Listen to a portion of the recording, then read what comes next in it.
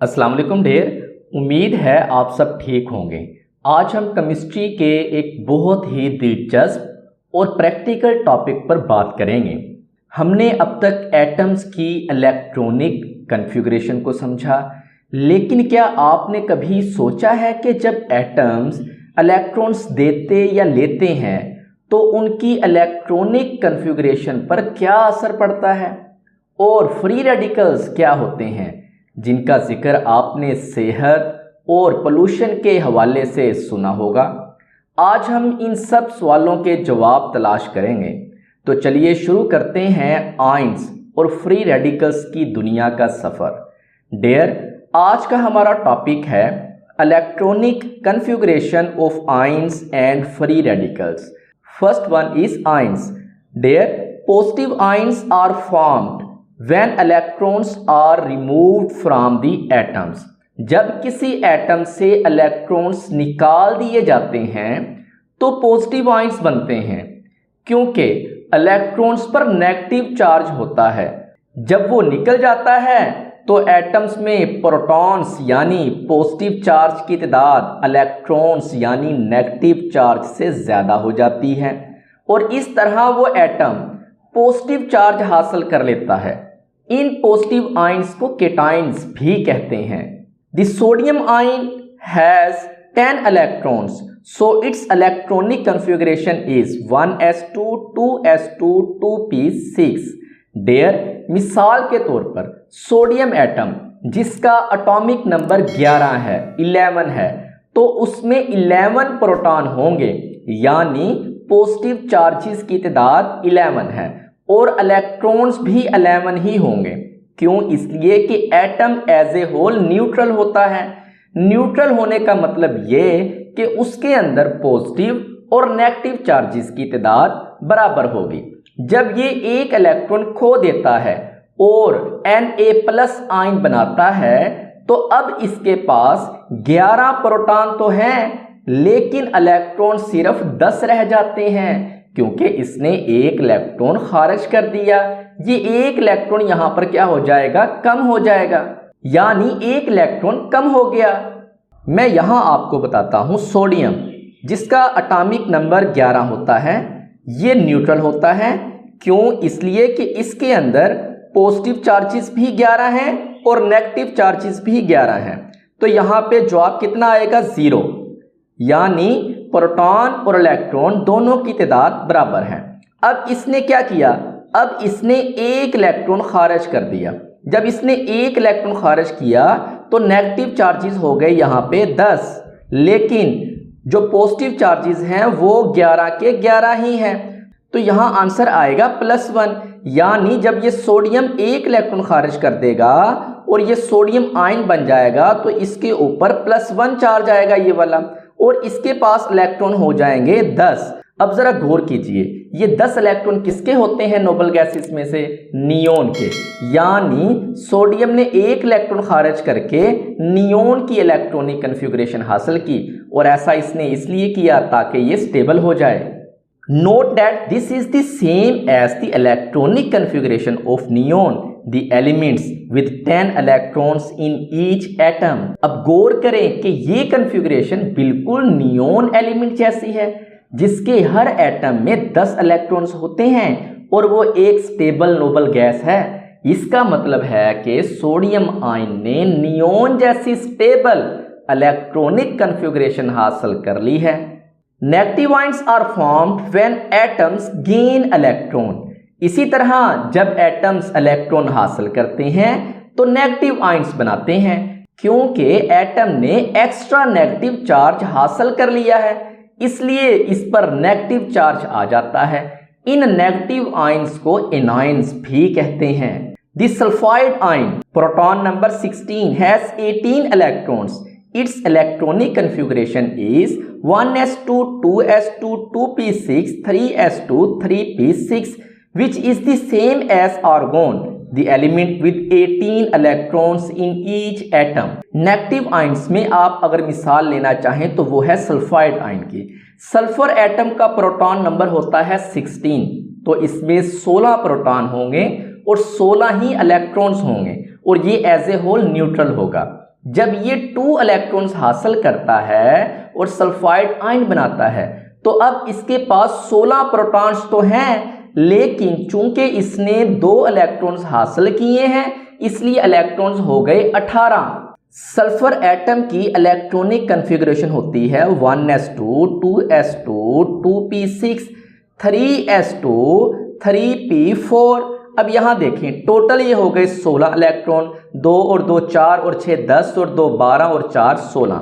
अब थोड़ा सा गौर कीजिए, ये सल्फर है, सल्फर का एटॉमिक नंबर 16 होता है, इसमें 16 ही पॉजिटिव चार्जेस हैं और 16 ही इसके अंदर नेगेटिव चार्जेस हैं। तो एज ए होल यहाँ पे जो आंसर आएगा वो कितना आएगा 0। तो इसका मतलब सल्फर के ऊपर यहाँ कोई चार्ज नहीं है, ये एज ए होल न्यूट्रल है। लेकिन जब ये 2 इलेक्ट्रॉन गेन कर लेता है, गेन करने के बाद इसके ऊपर -2 चार्ज आ जाता है, तो इसका मतलब ये इसके अंदर प्रोटॉन तो 16 ही हैं, लेकिन चूंकि इसने 2 इलेक्ट्रॉन गेन कर लिए हैं तो इलेक्ट्रॉन 16 से कितने हो गए हैं, इलेक्ट्रॉन 16 से हो गए हैं 18 नेगेटिव चार्जेस। तो यहाँ पे देखें 18 वाली रकम बड़ी है, 16 जो पॉजिटिव है उसकी रकम कौन सी है, छोटी है। तो यहाँ पे एज ए होल जवाब कितना आ जाएगा, -2 आ जाएगा, इसलिए सल्फर के ऊपर -2 चार्ज आया। अब सल्फर की इलेक्ट्रॉनिक कन्फिग्रेशन देखें, 3p के अंदर 4 इलेक्ट्रॉन हैं। जब ये 2 इलेक्ट्रॉन्स गेन करेगा तो 3p4 से हो जाएगा 3p6, यानी आप ये कह सकते हैं कि सल्फर का जो आयन है, सल्फाइड आयन, उसकी इलेक्ट्रॉनिक कन्फिग्रेशन हो जाएगी 1s2, 2s2, 2p6, 3s2, 3p6। और आप याद करें कि ये आर्गोन की इलेक्ट्रॉनिक कन्फिग्रेशन है, यानी सल्फर ने 2 इलेक्ट्रॉन्स हासिल करके स्टेबल होने के लिए आर्गोन जैसी इलेक्ट्रॉनिक कन्फिग्रेशन हासिल की। Note that in general, electrons in the outermost shell are removed when metal atoms form the positive ions. अब गौर करें कि आम तौर पर जब मेटल एटम्स पॉजिटिव आयंस बनाते हैं तो इलेक्ट्रॉन सबसे बाहर वाले शेल से निकलते हैं, क्योंकि आउटर मोस्ट इलेक्ट्रॉन्स न्यूक्लियस से सबसे कम मजबूती से बंधे होते हैं, इसलिए इनको निकालना आसान होता है। या दूसरे लफ्जों में आप ये कह सकते हैं कि न्यूक्लियस और आउटर मोस्ट शेल का फासला ज्यादा होता है, न्यूक्लियस की गिरफ्त आउटर मोस्ट शेल के इलेक्ट्रॉन्स पर कम होती है, इसलिए वो आसानी से निकल जाते हैं। However, the d block elements behave slightly differently. लेकिन d block एलिमेंट्स, जिनको ट्रांजिशन मेटल्स भी कहा जाता है, थोड़ा मुख्तलिफ तरीके से बिहेव करते हैं। Reading across the periodic table from potassium to zinc, the 4s subshell fills before the 3d subshell.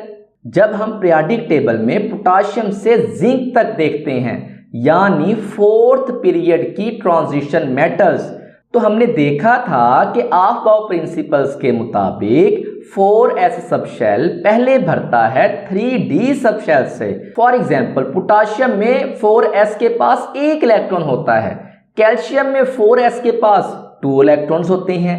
लेकिन स्कैंडियम की जब बारी आती है तो स्कैंडियम में 4s के पास 2 इलेक्ट्रॉन्स होते हैं, उसके बाद फिर तीसरे शेल के जो d ऑर्बिटल्स होते हैं वहां इलेक्ट्रॉन्स जाना शुरू हो जाते हैं। स्कैंडियम की इलेक्ट्रॉनिक कन्फिग्रेशन होती है 4s2 3d1, यानी 4s के बाद फिर इलेक्ट्रॉन्स 3d में भरना शुरू हो जाते हैं। When atom of d block element lose electron to form ions, the 4s electrons are lost first. लेकिन जब एक d block elements के एटम्स इलेक्ट्रॉन्स खोकर आयंस बनाते हैं तो हमेशा सबसे पहले 4s इलेक्ट्रॉन्स खोए जाते हैं, भले ही 3d इलेक्ट्रॉन्स इनर शेल में हो। 4s इलेक्ट्रॉन्स आउटर शेल में होने की वजह से पहले निकाले जाते हैं। यही वो मुख्तलिफ बिहेवियर है जिसकी हमने ऊपर बात की थी कि डी ब्लॉक एलिमेंट्स थोड़ा मुख्तलिफ तरीके से बिहेव करते हैं, यानी इनमें इलेक्ट्रॉन्स भरे तो डी ऑर्बिटल्स में जाते हैं, लेकिन जब इन्होंने इलेक्ट्रॉन खारिज करना होता है तो वो इलेक्ट्रॉन एस ऑर्बिटल से निकलते हैं।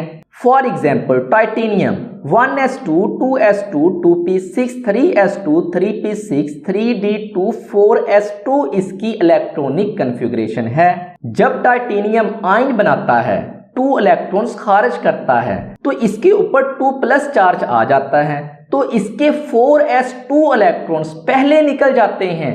अब कन्फिगरेशन होगी 1s2 2s2 2p6 3s2 3p6 3d2 यानी 4s के इलेक्ट्रॉन खारिज हो गए।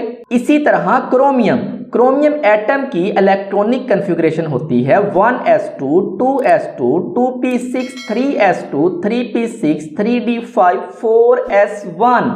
अब देखें जरा क्रोमियम एटम की इलेक्ट्रॉनिक कन्फिगरेशन याद रखें। क्रोमियम एक एक्सेप्शनल केस है जहां 4s1 और 3d5 stable half field configuration देते हैं, यानी आप यूं कह सकते हैं कि यहां 4s के पास 2 इलेक्ट्रॉन्स थे, 3d के पास 4 इलेक्ट्रॉन थे, लेकिन स्टेबल होने के लिए 3d ने 1 इलेक्ट्रॉन 4s से ले लिया।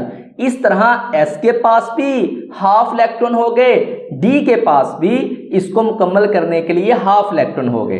s के पास 1 इलेक्ट्रॉन हो गया, d के पास 5 इलेक्ट्रॉन हो गए, यानी ये हाफ फील्ड हो गए। एक रूल है कि हाफ फील्ड और फुल फील्ड सबशेल ज्यादा स्टेबल होते हैं। इसी वजह से यहां क्रोमियम के 3d ने 1 इलेक्ट्रॉन 4s से लेकर अपने 5 इलेक्ट्रॉन पूरे किए, हाफ फील्ड बन गया, और 4s ने 1 इलेक्ट्रॉन देके खुद ये हाफ फील्ड बन गया ताकि ये दोनों स्टेबल हो जाएं। क्रोमियम जब 3 इलेक्ट्रॉन खारिज करता है तो क्या होता है, s का इलेक्ट्रॉन 1 और d के 2 इलेक्ट्रॉन्स खारिज होते हैं और इसके ऊपर +3 चार्ज आ जाता है, तो इसकी कन्फिगरेशन बनेगी 1s2 2s2 2p6 3s2 3p6 3d3।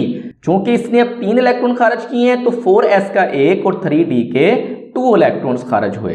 तो मुख्तसर ये कि जब एक एटम इलेक्ट्रॉन खारिज करता है तो उसके ऊपर पॉजिटिव चार्ज आ जाता है और उसको आप केटायन भी कहते हैं, और जब एक एटम इलेक्ट्रॉन गेन करता है तो उसके ऊपर नेगेटिव चार्ज आ जाता है, उसको आप एनायन भी कहते हैं। नेक्स्ट अब बात करते हैं हम फ्री रेडिकल की।